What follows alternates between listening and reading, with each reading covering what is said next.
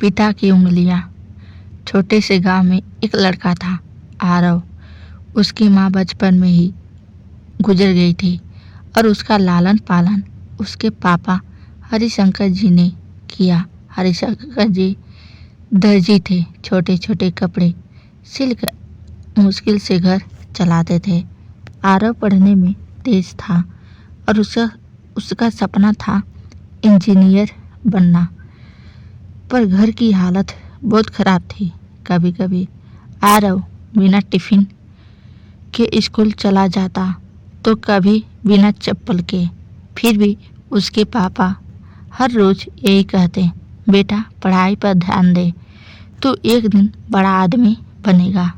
एक दिन स्कूल में फीस भरने की अंतिम तारीख आ गई।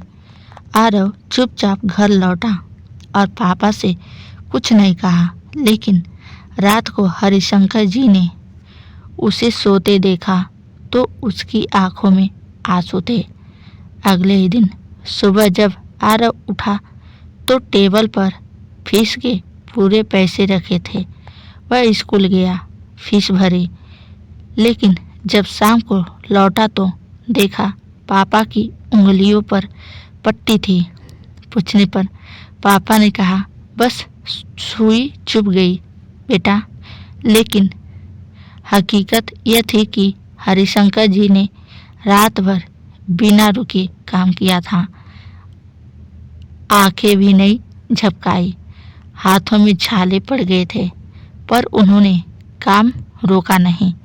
वक्त बीतता गया, आरव इंजीनियर बना, बड़ी कंपनी में नौकरी मिली।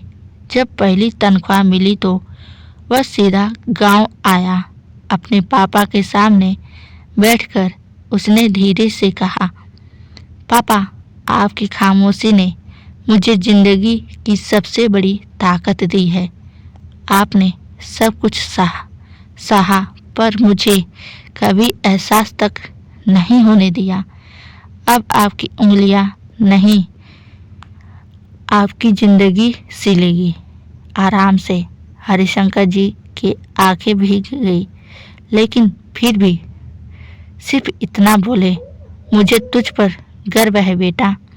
सीख, पिता हमेशा पीछे खड़े रहते हैं, अपने सपनों को कुर्बान करके हमें उड़ान देने वाले होते हैं। उनके त्याग की कोई आवाज़ नहीं होती, पर उनका असर पूरी जिंदगी पर रहता है।